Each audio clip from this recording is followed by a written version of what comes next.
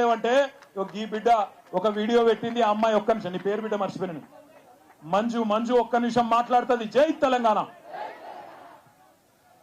మా భూముల జోలికి వస్తే ఒక్కొక్కడికి భూములు ఇవ్వడం కాదు, అంతు చూపిస్తాం. ఒక్కసారి ఎక్కడ ఉండి మాట్లాడడం కాదు, ఇక్కడికి వచ్చి ఇంతమంది జనాల ముందర నిలబడి నువ్వు ఎలా అడగాలో అలా అడుగు. మేము ఇస్తామా లేదా అది తర్వాత విషయం. నువ్వు ఇవాళ అక్కడ ఉండి మాట్లాడడం కాదు. మేము ఓట్లేసాం కదా, మా బాధలు నీకు కనిపించట్లేదా? మేము ఓట్లేసిన వెయ్యని వాళ్ళు వచ్చి మాట్లాడుతున్నారు, నువ్వెక్కడ ఉన్నావు సార్? మా గొంతులు వినిపించట్లేదా? ఇంత గట్టిగా అరుస్తున్నాం కదా, మా బాధలు వినిపించట్లేవా? ఇంత ఏడుస్తూ చెప్పే మాటలే నీకు వినబడట్లేదు. ఏంటి ఏడుస్తూ చెప్పే బాధలు కూడా నీకు వినబడట్లేదు? మా నాన్న అడుక్కొని తిన్నాడంట ఇన్ని రోజులు. మీరు కేసీలు వేసి ఎక్కడెక్కడికో మొత్తం పలారిలో ఉన్న వాళ్ళందరూ అడుక్కు తిన్నారు. ఇలాంటి పరిస్థితికి తీసుకొచ్చావు సార్ నువ్వు. మాకు ఓట్లు వేసింది మమ్మల్ని ఊళ్ళో నుంచి వెళ్ళగొట్టడానికి కాదు, ఊళ్ళో ఉండి పంట పొలాలు పండించండి, నేను మీకు తోడుగా ఉంటావని చెప్తావని ఓట్లేసాం. మా బాధలు అర్థం కావట్లేదా? ఒకరు గట్టిగా సపోర్ట్లు కొట్టాలి మంజుకి. అయితే ఒక్క మాట ఎప్పుడు మర్చిపోయాను, ఇక్కడనే దామరగిద్ద తాండాలు కూడా భూములు గుంజుకుంటున్నారంట. ఆడికి కూడా వస్తాం, అక్కడ కూడా కొట్లాడతాం.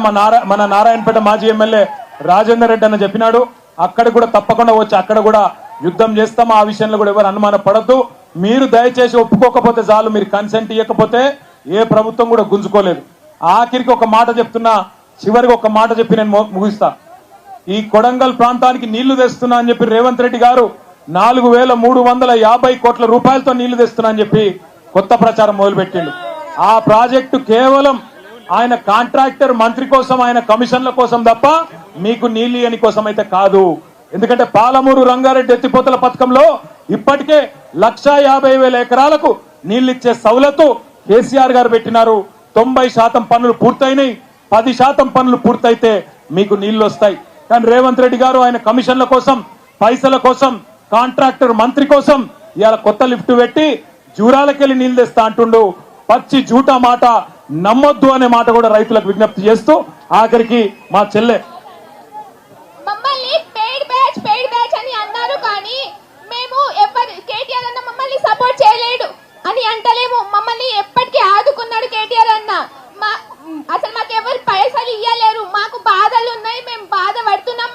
మా పేరెంట్స్ మేము చిన్నప్పటి నుంచి వాళ్ళు కష్టపడేది చూస్తున్నాం కాబట్టి మేము ఇంత మాట్లాడినాం. కానీ రేవంత్ రెడ్డి సార్, మీ పార్టీ కాంగ్రెస్ పార్టీ వాళ్ళు మీరు ఒక్కటి గుర్తు పెట్టుకోండి, మాకైతే ఎవరు పైసలు ఇయ్యలేరు.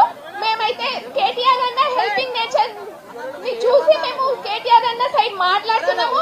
రేవంత్ రెడ్డి సార్ మీరు ఒక్కటే గుర్తు పెట్టుకోండి, మీరు చీఫ్ మినిస్టర్ అయిపోతున్నా. చీఫ్ మినిస్టర్ కాదు, మీరు చీఫ్ మినిస్టర్ అయిపోతున్నారు. మీ అబద్ధాలు అన్ని అబద్ధాలు మాట్లాడుతున్నారు మీరు. జై తెలంగాణ.